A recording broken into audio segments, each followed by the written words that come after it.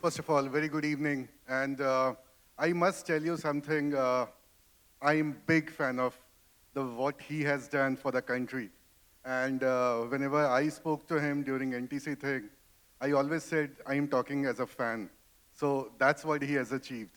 And to start with Somdev, uh, I have gone through your journey. I have seen you playing all the live matches. And obviously, I don't play that good, but I play tennis. This is my meditation. So before you start, maybe we will just have a clip for you about your journey. If I may request AV team to play the clip, please. Come on. How do you like it? How about that? There is your champion, and you gotta love the way he won it. I mean, he really sucked it up in this tie break.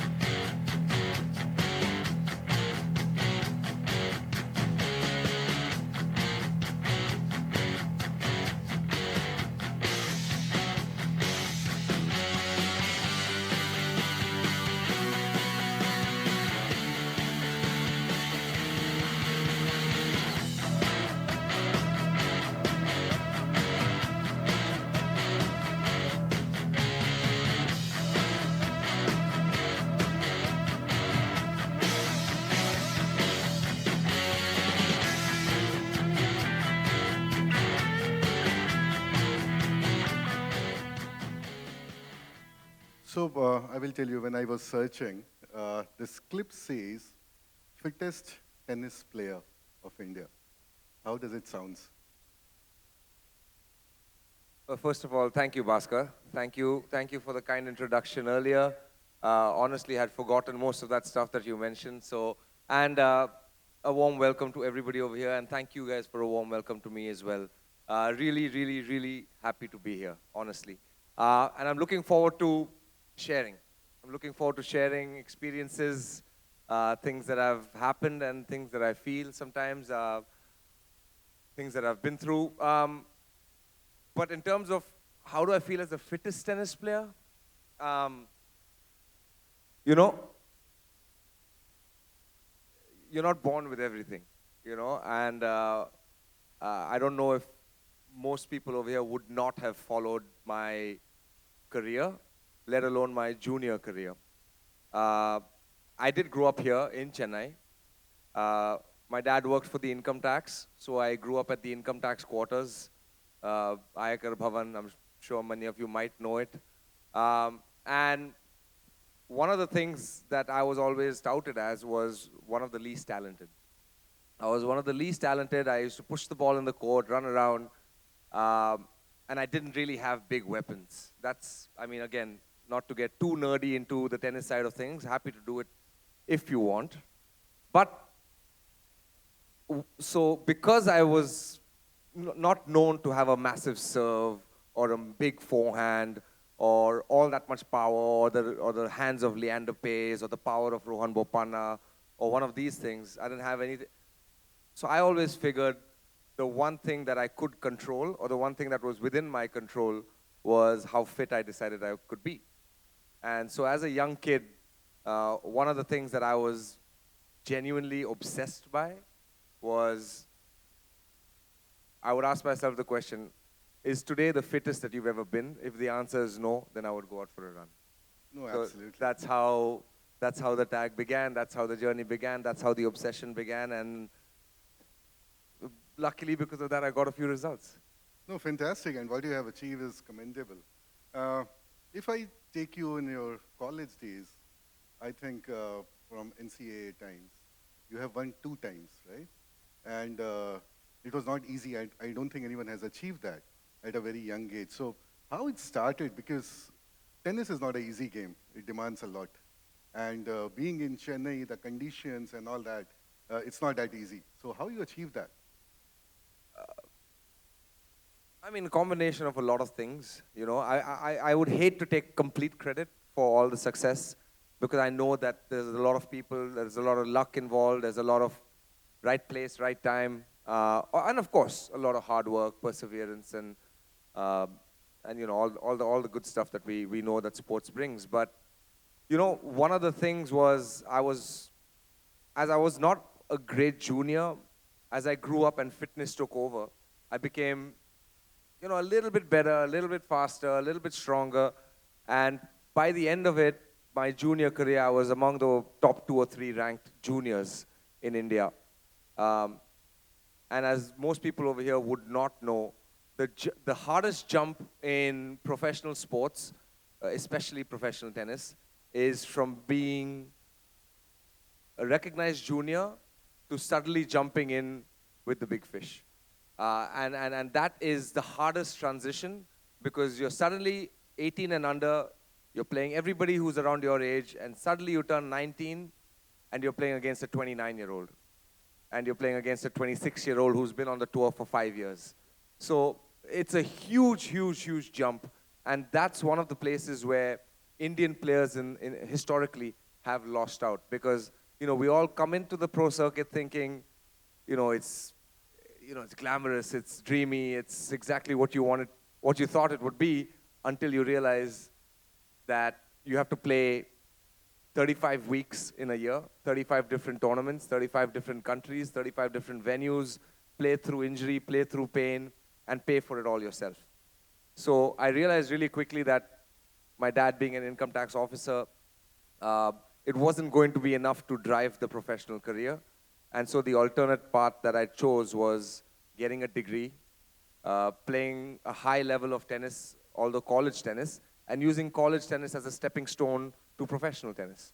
And although it's not the most common thing in India, in America, you know, players such as, I don't know, John Isner, John McEnroe, Jimmy Connors, I'm sure you guys have heard some of these names at least, the Bryan brothers, some great, great players have all played in the college system and used college as a stepping stone to get to the professional career, to the professional tour. And I felt like that would have, you know, that path really suited me at that time.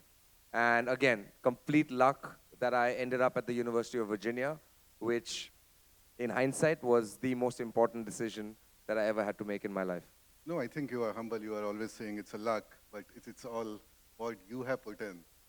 If I can request AV team to put the next slide, and why I'm doing that, Somdev, when you talk about tennis, there are 2 names or even 3, but I have just kept 2 slides.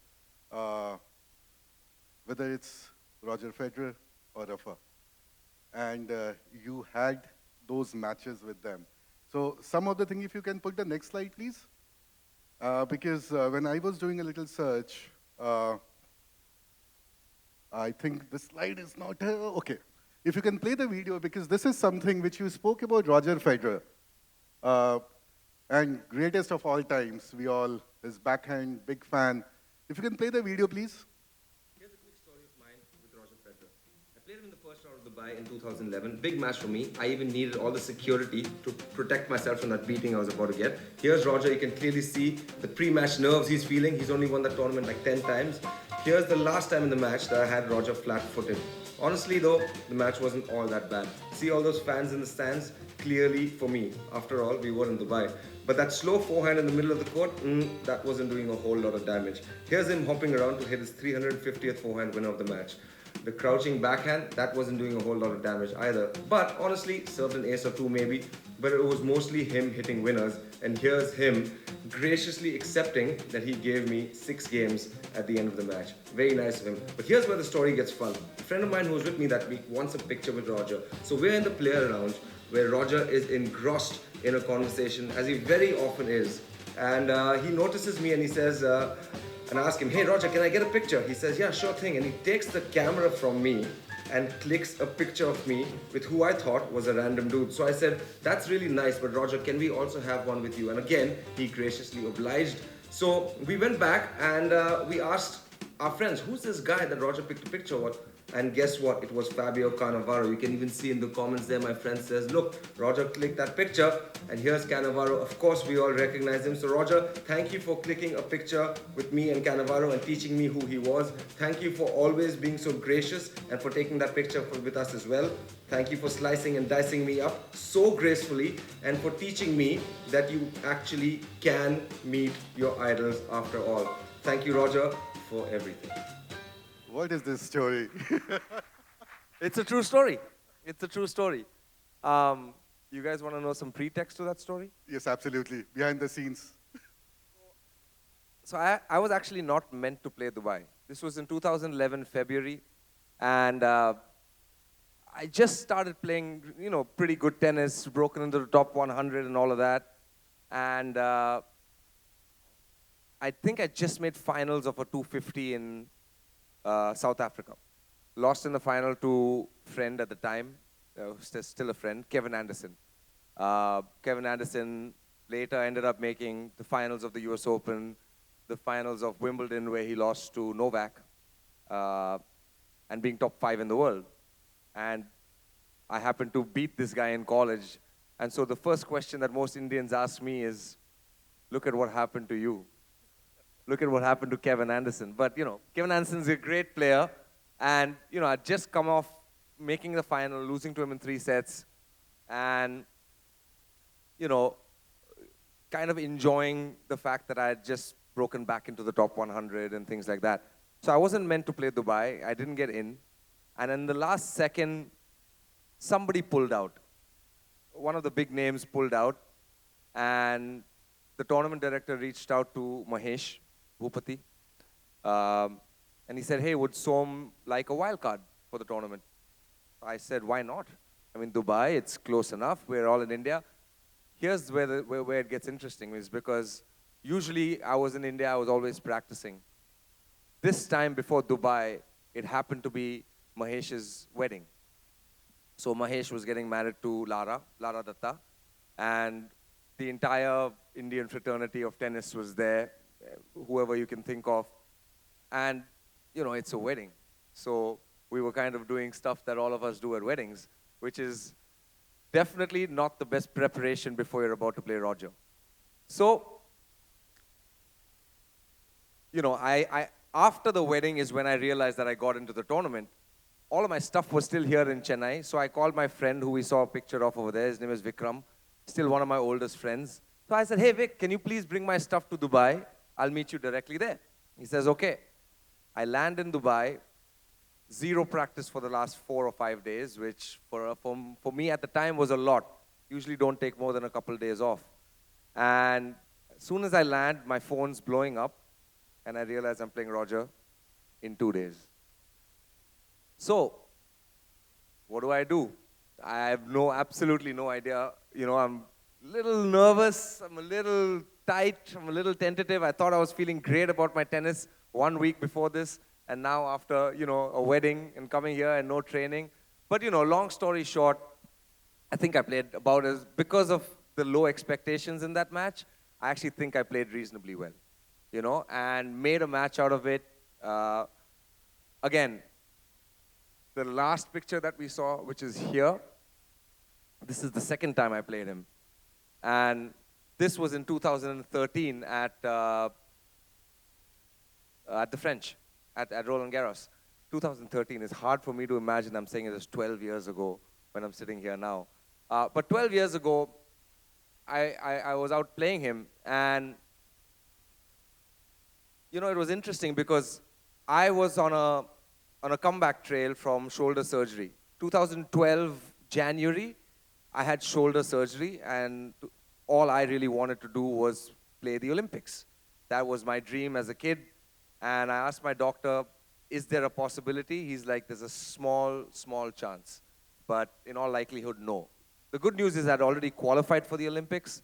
The bad news is, would I be 100%? No chance. So I said, I'm going to take the gamble anyway. I've qualified, I'm playing. So this was the following year, past shoulder surgery, and I was just making a comeback where I basically lost all. This is why tennis is such a brutal sport. I was out for a year. I was ranked 62. That was my highest ever. When I came back, I was ranked 650 or 690 or something crazy. 622, Which I something, checked last year. yeah, something in the 600s, right? So you're so far away from where you believe you should be. But now you don't get entries. You kind of have to grind through qualifying. And unlike the other sports, you got to pay for it all.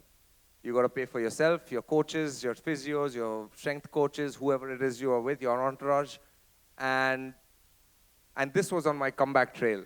And to be honest with you, I thought I was playing unbelievably well. I qualified at the French that year. I beat a Spanish lefty, not the one we know.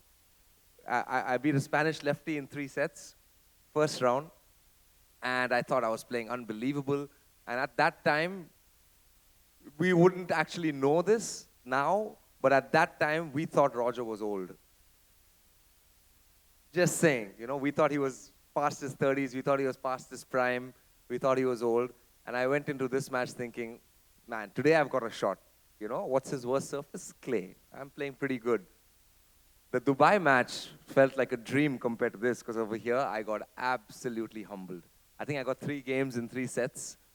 And looking back, I mean, again, playing against the great guys on the biggest courts in the world, I look back at some of his scores. He's beaten top 10 guys, losing 3 games in 3 sets.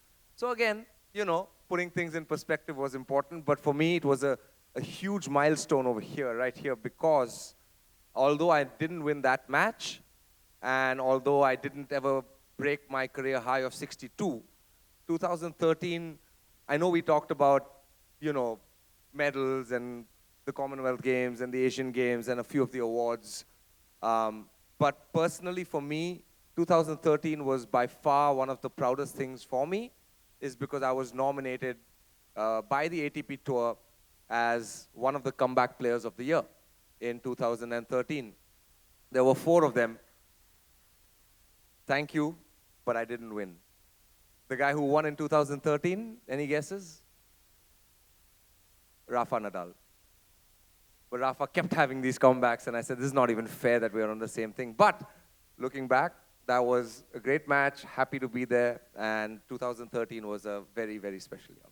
Oh, absolutely fantastic, your journey. And as I was telling you, this is technology confluence. And we all crib about appraisal, salary, hike, and everything. This is why happening with me. But for you, 62 to 622, and the resilience you have shown, because I will come back to the journey, what you are going through right now, that I will come a little later. But how you have managed it, because it's not easy for a sports person. Everyone goes through that cycle. So how you have seen that? Yeah, it was hard. I think the hardest thing is dealing with self-doubt.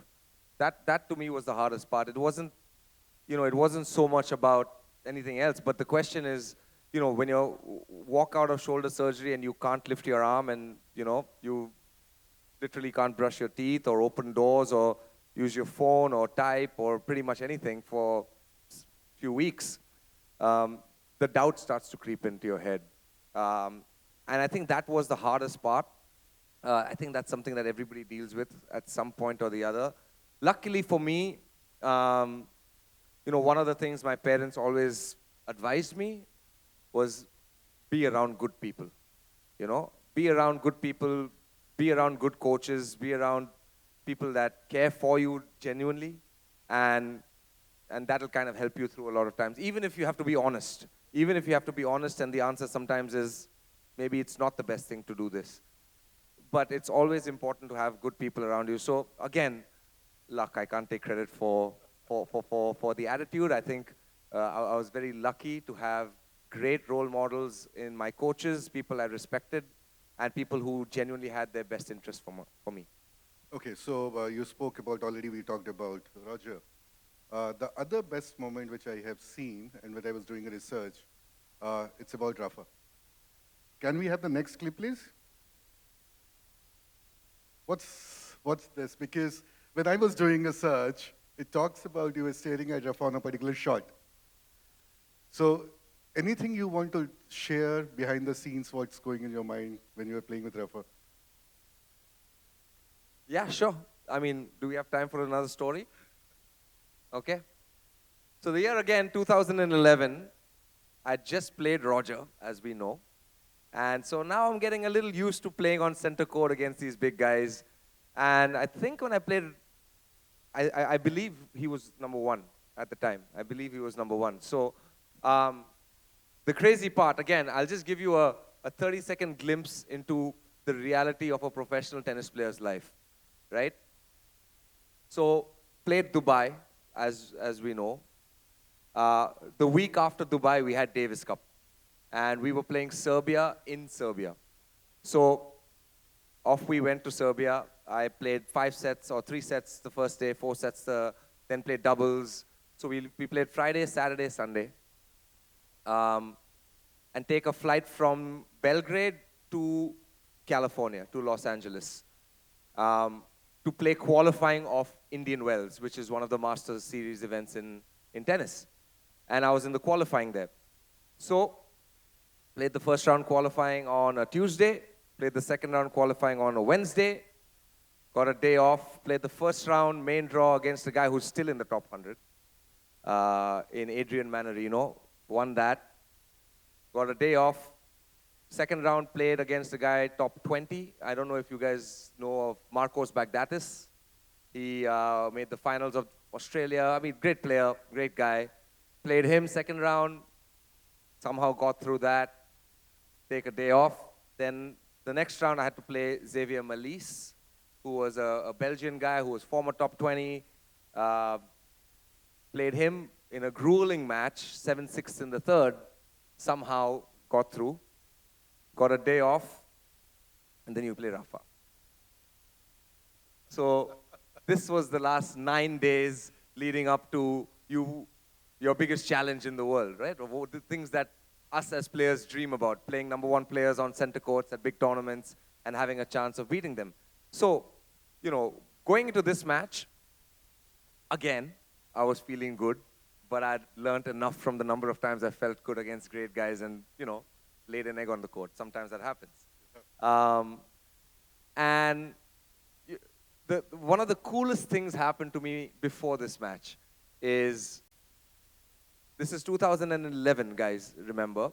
And for any of you who are tennis fans, know that 2011 was the year that Novak Djokovic broke through. He was number 1. Roger was thereabouts, as he always is. And Novak was the dark horse coming through, who won Aussie, who semied the French, won Wimbledon, and won US Open, all in the year 2011, and finished the year number 1 in the world for the first time. So, I'm sitting in the locker room, just finished a grueling match, getting stretched, and I had a Serbian fitness coach. So by default, I was very good friends with all the Serbs on the tour, Novak Djokovic being one of them. So I'm sitting there, getting stretched on the table, and Novak walks in and he says, "Hey, good match today. Who do you have tomorrow?" I said, I looked at the draw. I'm like, pretty sure you know, but I'm playing Rafa, So he comes and he says, and this is, again, just to get an insight into the mind of a champion that was to be. And he comes in and he says, "I just want you to know, I think he has the worst backhand on the tour." And I'm thinking to myself, how bad could it be? He's number 1, How bad could his backhand? He says, no, it's really not that good. He's very predictable. He thinks, you know where he's going to serve, And I'm thinking to myself, this guy's number 1 in the world. And Novak over here is just ripping the guy apart strategically on a stretching table. And I said, okay. And then the last thing he told me before going out was, "I just want you to know that he is absolutely beatable. And if you don't believe that you can win, don't go out there." I looked at my coach and I said, "Why are we friends with this guy? I mean, I'm over here receiving congratulatory messages from everybody else, and Novak is just telling me that I've got to win this, and otherwise So I said, okay. And he told me a few other small things as well to watch out for, tendencies and this and that. But long story short, again, went out, second biggest court in the world at the time, I think, Indian Wells Center Court, maybe top 5 now. And again, played the match of my life. Unfortunately, I went down 5-4, 7-5, 6-4. But looking back, 14 years, almost 15 years now, again, a very, very proud moment because I got to play against the best in the world, against, in one of the biggest courts in the world, and I did the best that I could at that moment, which even later, thankfully, I'm still proud of. So fantastic, and big round of applause for Somdev. So before I go to next question, I'm giving you an opportunity. You can guess what is his new journey. Just raise your hand, and I will come back to you. Other than tennis, in September 2025, he is on a different journey right now. So if you have any answer, raise your hand. I will come back to you. Somdev, one thing which we always see on the TV, whether we talk about Commonwealth Games, Asian Games, and the Indian flag, the moment it goes up, we all get goosebumps. How's the feeling happens? Because this is something I'm asking you more from, you have lived that moment. So as a sports person, what is the feeling at that point in time? Great question. That's a great question. Honestly, it's surreal because you've seen it as a kid and you've imagined it as a kid and you've hoped for it as a kid, but is it really going to happen? And how many more chances are we really going to get? These are real questions that you kind of ask yourself, and you never know. There's been many great players that, haven't gone out and done that. And so for me, it was just an absolute dream, especially the Commonwealth game one, because that happened to be in Delhi. And family was around watching it and supporting it, and the crowd, and you feel like this whole sense of, togetherness when everyone's standing up, focused on the national anthem, and then you're, wow, did this is really happening because I played at a good tennis match? So it feels surreal that is the end result, but also kind of, when you get back to the drawing board and you have those doubts and you have those moments where you wonder, am I doing the right thing? Should I be working harder or things like that? Those are the moments of, those are just the moments that kind of bring you back to where you can, it makes you believe once again that the thing you're fighting for is actually well worth it.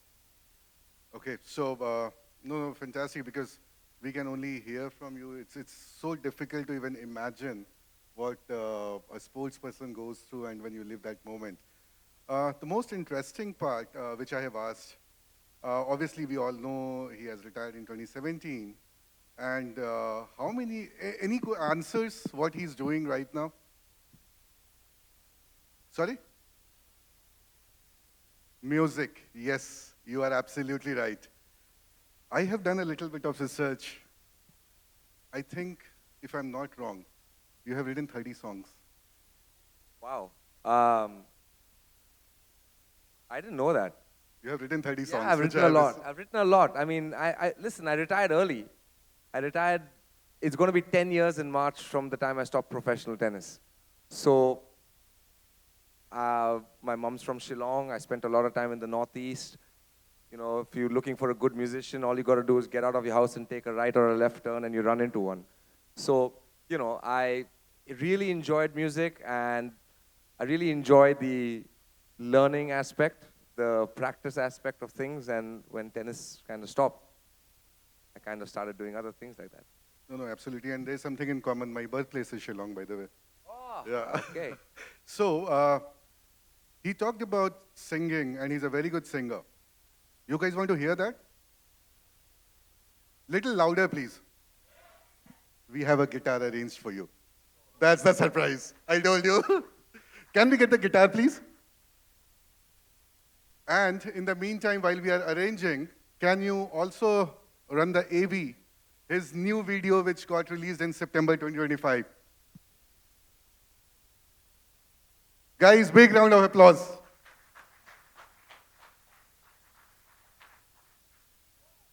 So this is, but you have not put any video. It's just an infinite.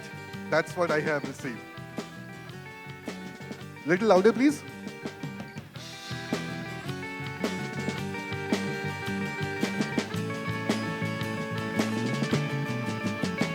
Oh, I'm stuck on the day, but ahead of these times, I'm so far. If you can from stop. You falling, want to hear but live, right?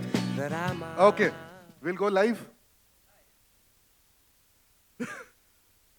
Guys, big round of applause.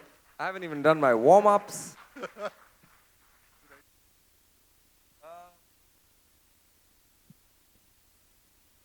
Anyone you're a favorite among 30? Yeah.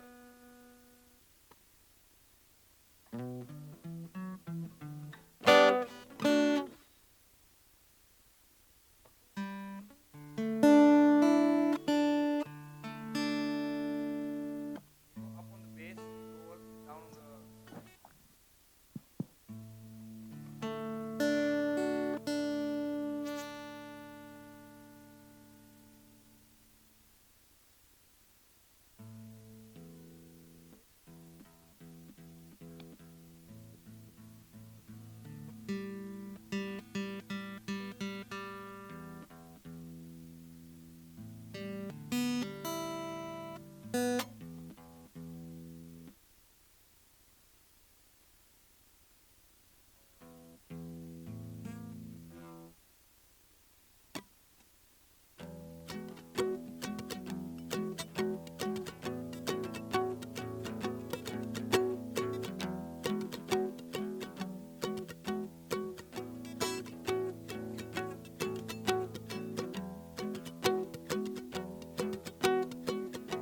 Yeah.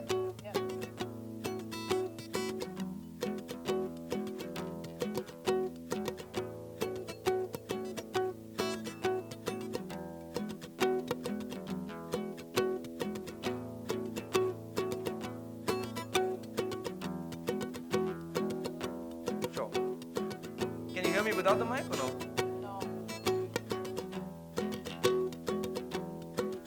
I hit this corner with my foot on the gas, and I started sliding, and I lose it, and everything's different, just like that. Oh my God, wait and see what will soon become of me. It's frozen heart, screaming wind. Does that screaming come from me? I'm so damn lucky that you went on ahead. You said,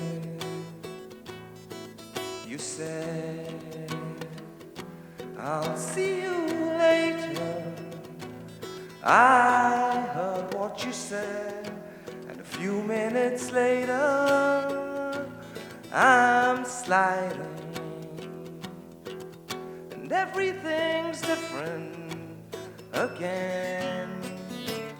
Oh my God, wait and see what will soon become of me.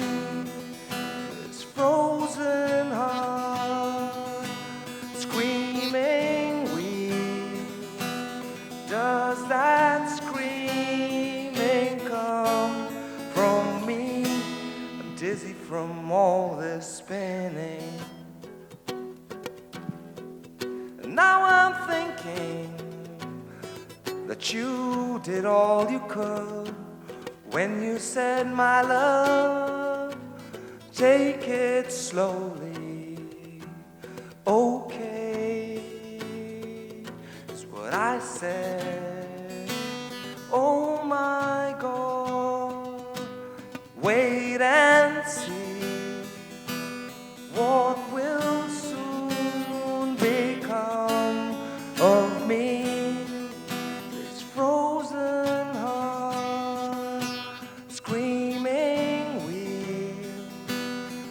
does that screaming come from me?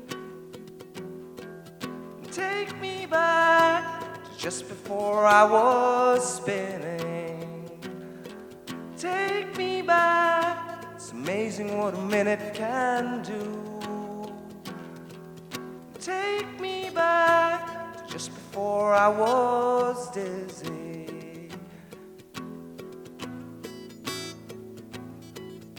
Round, round, round, round, round, round. It's amazing what a minute can do. Round, round, round. It's amazing what a minute can do. Round, round, round, round. It's amazing what a minute can do. Round, okay, is what I said. Awesome. Apparently, time's up. I'm so sorry. Guys, thank you so much. Thank you for listening. Thank you. Did not expect this. It's not perfect. We didn't do sound check. I don't have a pick. It's not my guitar, and my band is missing. But that was fun. Thank you, guys. Thank you. But one thing before we wrap up. So they all have waited for you session, and there should be some incentive, right? If any one of you ask any one or two questions, we leave it to it. But I will tell you, Somdev, at least I know one person in this room who's a big tennis fan. The guy who's sitting in the front, Shrikant. So we always have these discussions, even late in the night, if it's a Wimbledon, whether it's Australian Open, so we discuss that. Shrikant, you want to ask any question?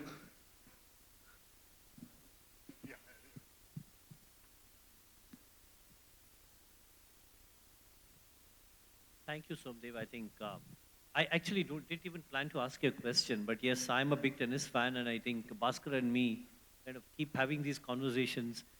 We see every match late into the night or whatever time of the day it is, right? We wanted to see it live. I'm also a big Roger fan. Okay, I mean, I seriously miss why he even retired, but then I guess that's the way life is.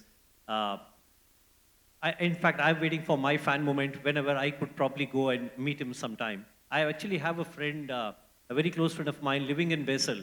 So I've told him that whenever I want to come there, maybe I would want to go and meet Roger in person and get his autograph. So that's my moment. Yeah, that's all. I don't think, I mean, not really a question, but maybe your thoughts on saying how is tennis headed in India? I think where do you think we should be? I mean, as a country, where are we headed maybe in the next 5 years with so much of talent coming in? I'd like to be optimistic over here, you know. But, I mean, again, these things take time. These things take a lot of time.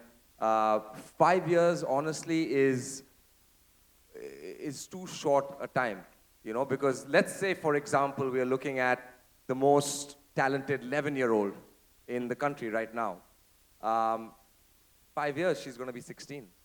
So, you know, we need to lay the foundations for the most talented 10 and 11-year-old now, so that in 10 or 15 years, then you can really see proper impact. You know, so the way I always approach it is, you know, the amount of time you spend from a very early age doing the right things, that's, you know, essentially going to be the predictor of your success. So the best thing that we can do as Indians, especially when it comes to tennis, is support it. More tournaments, more kids, more academies, more knowledge transferring, more, you know, more innovation. Because, you know, and honestly, you know, one of the cool things that I think can happen is I do genuinely believe that we are right at the start of tech merging with sports and athletes using tech to actually get better. So, you know, whether that's sports science, which is a surgery, whether it's recovery from surgery, which used to be 9 months and now it's 4 months, you know, whether it's people using tech in order to actually understand where their mistakes are to get better, to see the weaknesses in their body, the imbalances, whatever it is, or just to find and understand strategy. One of the, I think you might be interested to know this, but one of the new professions now on the ATP and WTA tour is official statisticians. Guys who only keep stats of other players or the entire tour because they have this massive database so that they are more accurately predicting where is this person going to go when he's break point down. Where is this person more likely to make an error from?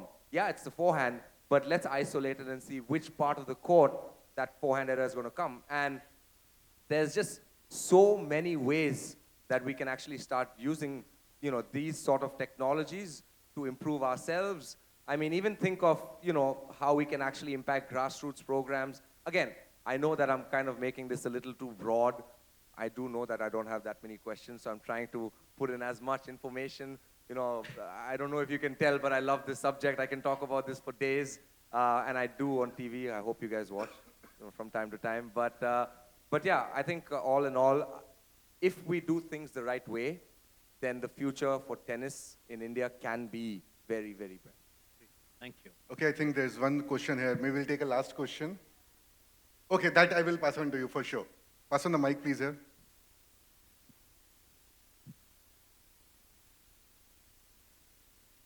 So, first of all, thank you for the session. Your humility and the sense of humor were unbelievable. I think it's a lesson for all of us. My question is not that. We've now watched you on television. Now you have an alternate career. I know it's very difficult for a sports person to decide the moment of retirement. The moment of retirement from a professional game, right? For us, it's very easy. When Rafa retires, we just have to go and cry. But for a player, where you put in all the dreams from the childhood, and then you play it at a certain level, whatever level it is, you mentioned about self-doubts, even at the time of injury. So what goes through in your mind? For example, are you really, I'm sure you're not thinking of a television career or a music at that point in time. So what goes through your mind before you say that enough? Great question again. The honest answer is I retired, well, I find the word retirement to be funny because, I used to talk about this to another friend of mine who was on the tour with me. He was, 50, 60 in the world, and we used to joke.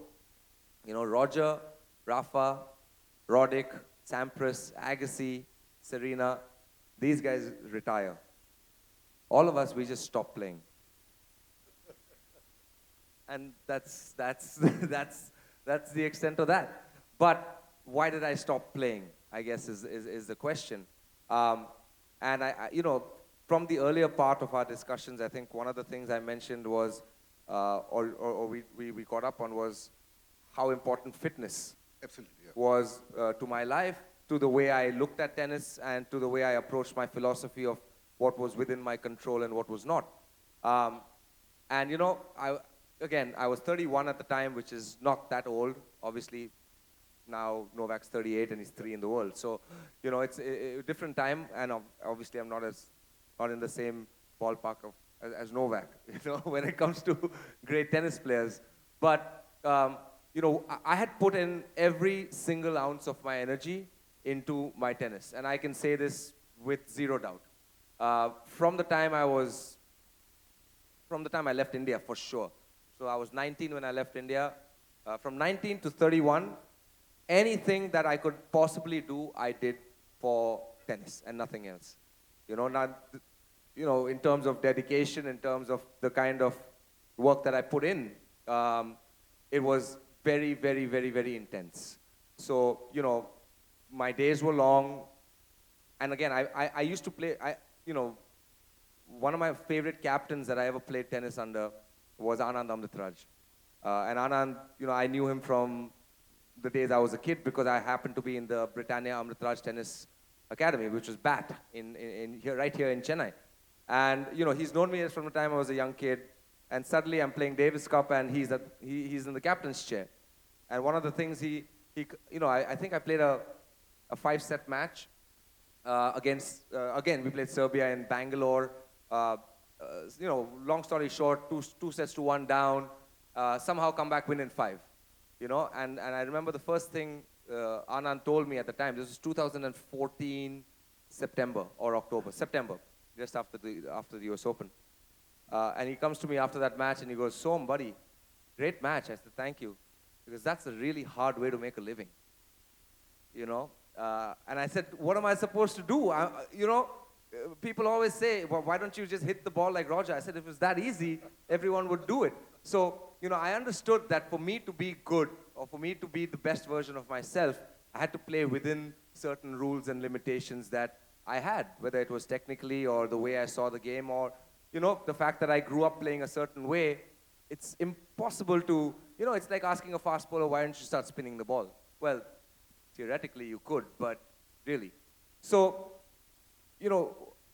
because I played such a high, intense practice sessions, every practice session was, guys in India hated practicing with me because I was too intense. After practice I was great, before practice I was fine, but during practice I was, I just had one thing that I wanted to do. And at 31, I felt like I kind of hit a wall, and one of the things I did not want to do, or one of the things that I did not envision for myself was, playing forever. Or playing, switching over to doubles, which of course a lot of my friends have done and I respect it, but it wasn't a choice that I wanted to make, for my life at any point of time. So the answer became very clear, do you want to now go back inside the top 100 and play against these guys? Or are you okay being 150, 200, sometimes playing qualifying of majors and maybe qualifying here and there, but that's kind of where I'll be if I did not put in the same kind of work, And so I found that reinvention to be incredibly hard. And, with the kind of, the person that I was, I didn't want to, if I did something, I wanted to do it 100% perfectly the way I would have looked back and said, that's the proud way to do something, rather than, not. And then I also felt like, there was so many other things to life, whether it was music or academies or commentary or, I was interested in learning different things. I took courses for different things. I was big into academics, so I started doing more courses and things like that. And then I realized pretty quickly that, I missed one side of tennis, but I didn't miss the other side of it, which is, it's hard. It's brutal. It's hard. That's the reality of it. And with the way I did it, I think I kind of maxed out early, and that's, in hindsight, one of the better decisions I made. Rather than hanging around the tour, call it when I felt like I had given my best, given enough, and then look forward to the next chapter, whatever that might be. No, thank you very much, and as you rightly said, but it has to be very short and brief. Yeah, I don't promise a short answer, as you guys know me now. Super short. Thank you so much for remembering my question. I'm a huge tennis fan, grew up with Rafa.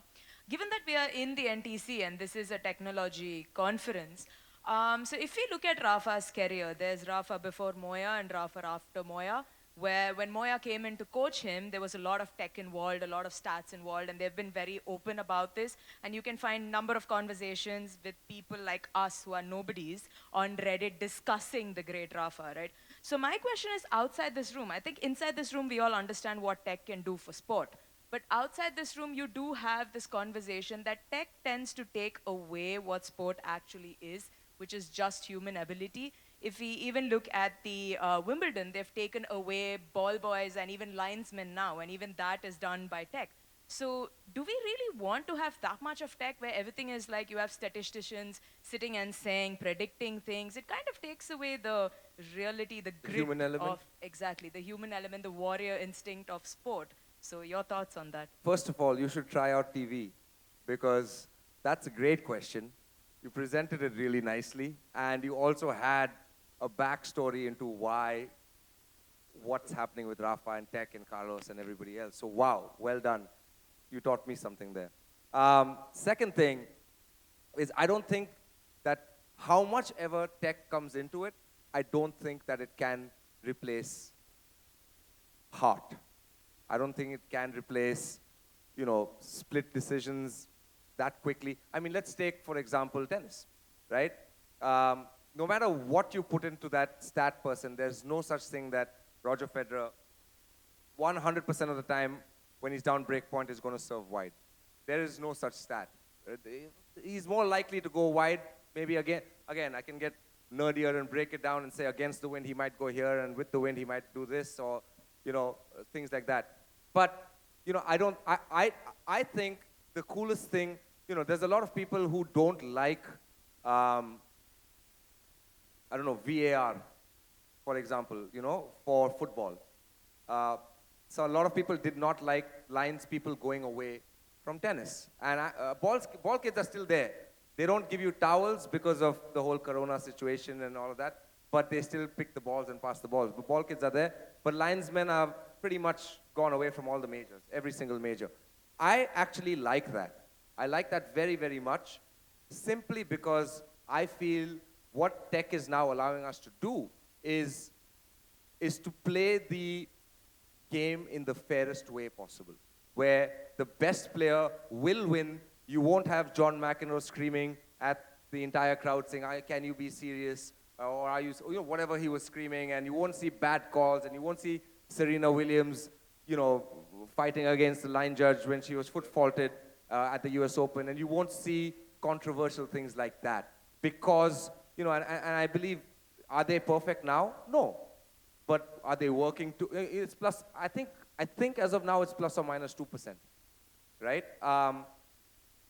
But now there's another thing for double bounces, which was used last week at Turin, where one of the players, thought they got the ball in one bounce, but the camera showed that it was in two.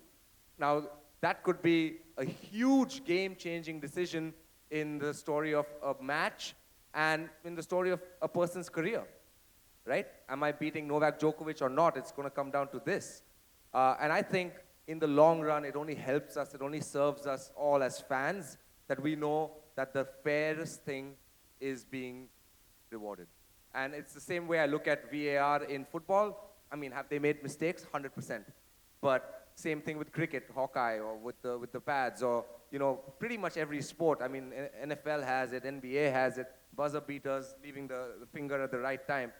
I think the whole idea of this is to make sure that we make the right decision so the right person is crowned the winner or the winner of that point. So that's why I really like it, but I can see where you're coming from. No, absolutely. We are running out of time, but thank you very much for joining us. I think we have learned a lot. First, as Mani, you spoke about the humility, the humbleness, what you have achieved, and still you always talked about you were lucky. It's all your hard work. But thank you. Thank you very much. Big round of applause for Somdev. Back to you. Thank you so much for that. I now request Mr. Bhaskar to please hand over a small token of appreciation to our incredible guest. Can we get a large round of applause, please?